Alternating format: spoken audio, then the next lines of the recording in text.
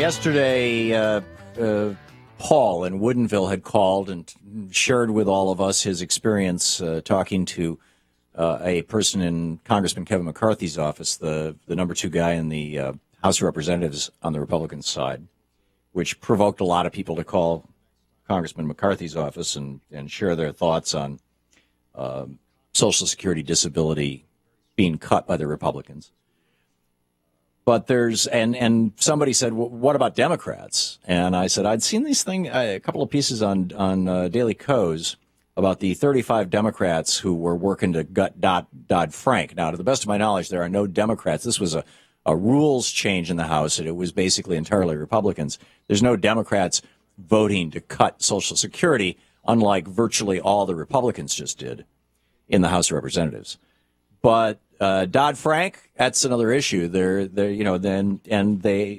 original piece on Daily Kos, and this is on January 7th, the headline is, which 35 House Democrats just joined the GOP to gut Dodd-Frank? And then a week later, on January 14th, they pointed out that 35 Democrats had, as a result of the publicizing their names, had been reduced to 29 Democrats, which is interesting. Very interesting. So rather than reading the list of the 35, because that contains 6 who have now come to the light, here's the list of the 29 Democrats who voted to shall we say, harm, they use the word gut, Dodd-Frank. Dodd-Frank, of course, the legislation that prevents another bank disaster and another economic crash and all those kind of things. The banksters don't like Dodd-Frank.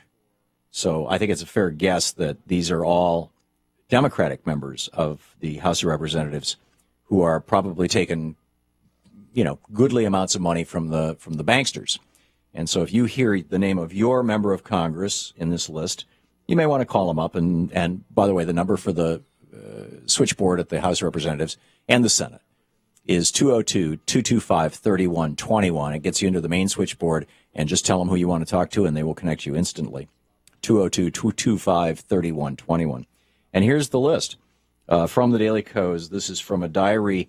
The headline, it's by Paul Hogarth, and the headline of this particular diary from the January 14th Daily Kos is, some Democrats are behaving badly, so we're having people call them.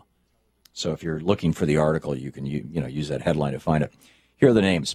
Brad Ashford from Nebraska, Amy Barra from California, Don Beyer from Virginia, Sanford Bishop from Georgia, Julia Brownlee from California, Sherry Bustos from Illinois, John Carney from Delaware, Jerry Connolly from Virginia, Henry Cuellar from Texas, John Delaney from Maryland, Bill Foster from Illinois, Gwen Graham from Florida, Brian Higgins from New York, Jim Himes from Connecticut, Derek Kilmer from Washington State, Ron Kind from Wisconsin, Rick Larson from Washington State, Dan Lipinski from Illinois, Sean Maloney from New York, Patrick Murphy from Florida, Scott Peters from California, Jared Polis from Colorado, Mike Quigley from Illinois, Raul Ruiz from California, Kurt Schrader from Oregon.